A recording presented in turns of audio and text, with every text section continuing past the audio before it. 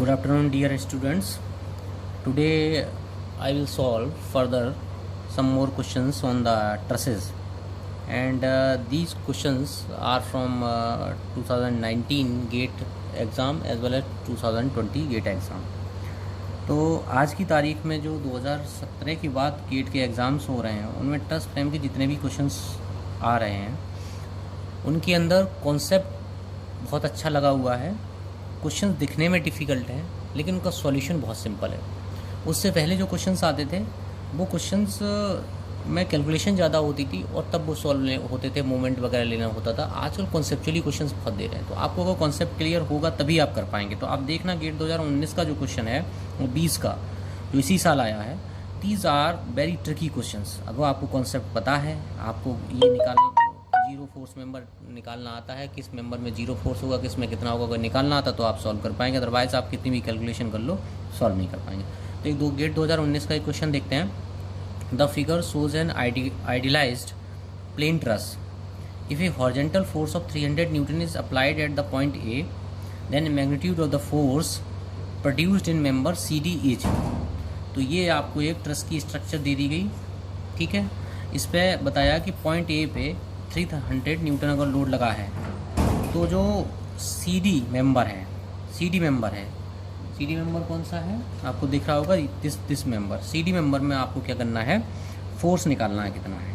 तो यहाँ पे देखो कितना अच्छा कॉन्सेप्ट लगा हुआ है। जो मैंने कल आपको रूल बताए थे 3 रूल, उनके थ्रू और बड़ी इजी तरीके से निकल आएगा। तो हम स्टार्ट करते हैं according to rule first at point B. हम क्या करते हैं, बी पॉइंट पे रूल फर्स्ट लगाते हैं। हमारा फर्स्ट रूल क्या था कि अगर दो मेंबर किसी जॉइंट के ऊपर दो मेंबर अगर कोलिनियर हैं, फर्स्ट और सेकंड, तो तीसरा मेंबर किसी भी एंगल पर लगा हो उसके अंदर जो फोर्स होता था F3 = 0 होता था।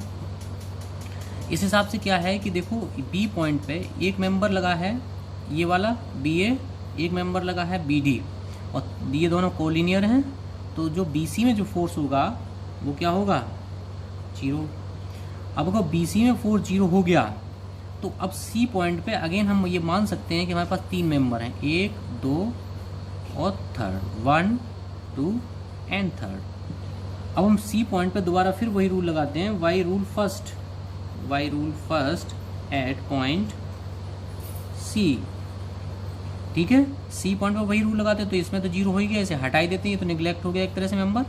ये दोनों फर्स्ट और सेकंड कोलिनियर हैं, तो FCD = क्या हो गया, 0। इसका आंसर आपको 0 करना था।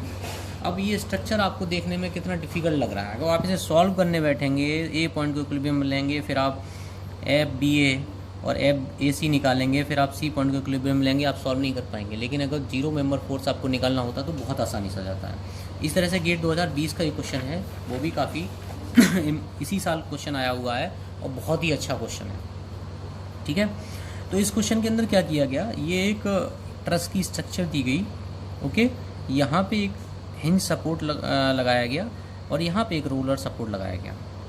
और इस क्वेश्चन के अंदर क्या आपको करना था, फाइंड द 0 फोर्स मेंबर। आपको 0 फोर्स मेंबर फाइंड आउट करने थे। इसके लिए ऑप्शन दे दिए 4 और अब आपको ये ऑप्शन देखने हैं। ये काफ़ी डिफ़िकल्ट क्वेश्चन था अगर कॉन्सेप्ट आपको नहीं आता। तो देखो इस क्वेश्चन में ट्रिक क्या थी, इस क्वेश्चन के अंदर जो ये ये आपका सपोर्ट लगाया था, रोलर सपोर्ट, उसकी डायरेक्शन, ठीक है, उसकी डायरेक्शन हॉरिजॉन्टल से 45 डिग्री एंगल पे थी, ठीक है।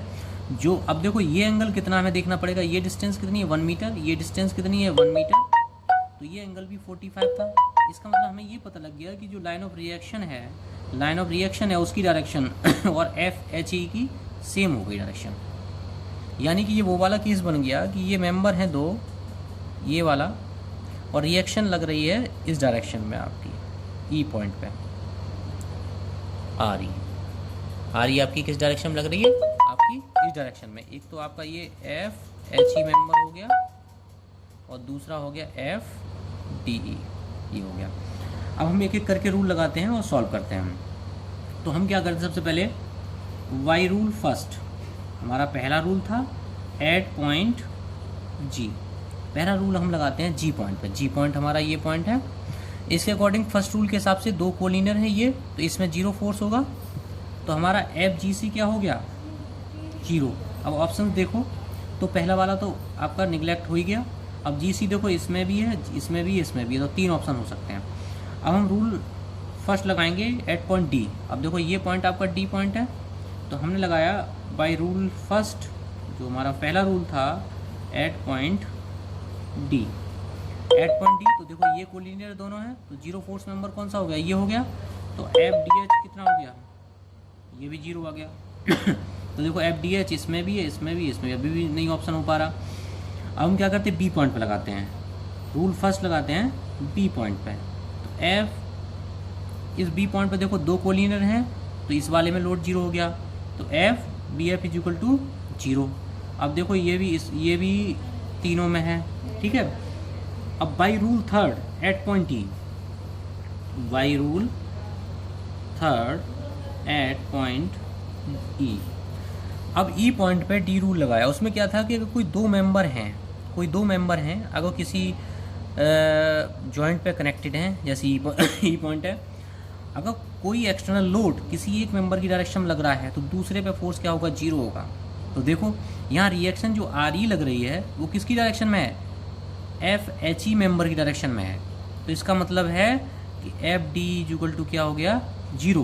तो हमारा एफ डी इक्वल टू आ गया जीरो। तो एफ डी देखो इसमें दिया है, इन दोनों में नहीं दिया है, तो हमारा सी ऑप्शन राइट आंसर आ गया।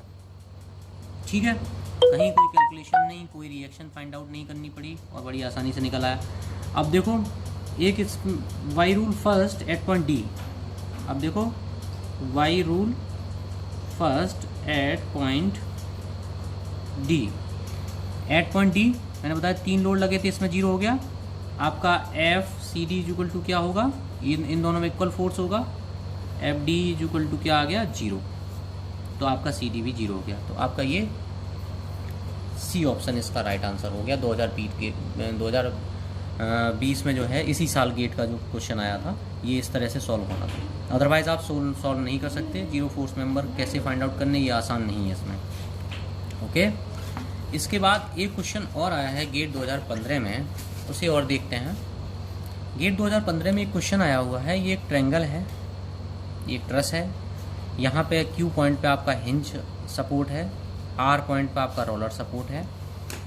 यहाँ पे जो एक्सटर्नल लोड लगाया है वो हॉरिजॉन्टल से 60 डिग्री एंगल पे लगाया 100 किलो न्यूटन, और न्यूमेरिकल में पूछा है रिएक्शन एट आर पॉइंट पे रिएक्शन पूछिए, और load in F P are member में कितना फोर्स ट्रांसफ़र होगा।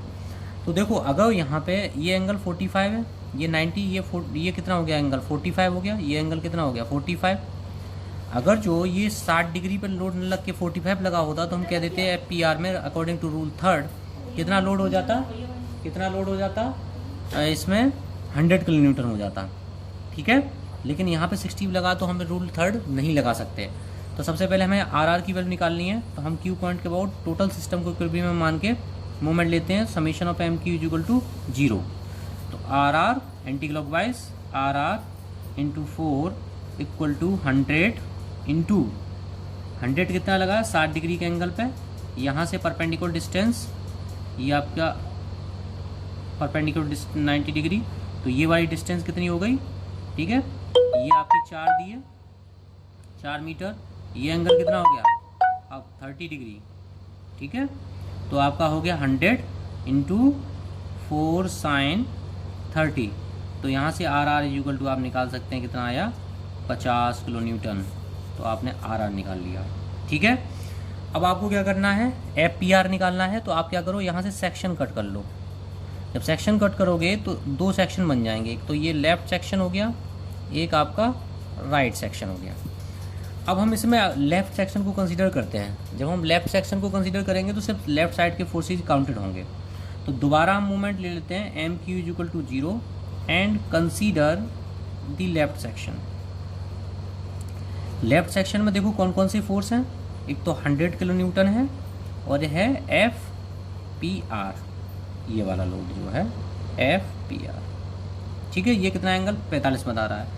तो क्या हो गया F P R into perpendicular distance इससे निकालेंगे into 4 sine 45 plus 100 into 4 sine 30 is equal to 0।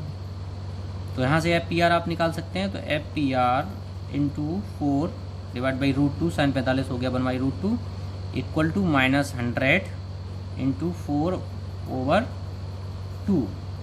तो यहाँ से F P R is equal to आ गया -50/√2।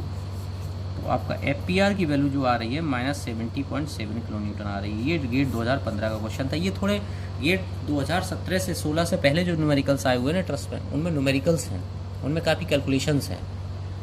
लेकिन जो उसके बाद क्वेश्चन आ रहे हैं आज की तारीख में वो सब ट्रिकी क्वेश्चंस हैं। अगर आपको ये कॉन्सेप्ट क्लियर नहीं है जो मैंने बताए हैं तो आप zero force member find out नहीं कर पाएंगे और काफ़ी लेंथी क्वेश्चन बन जाएंगे। सो इस क्वेश्चन की तरफ, इस कॉन्सेप्ट की तरफ ध्यान दें जो 2019-20 में आए और आगे क्वेश्चन में ट्राई करें। Thank you.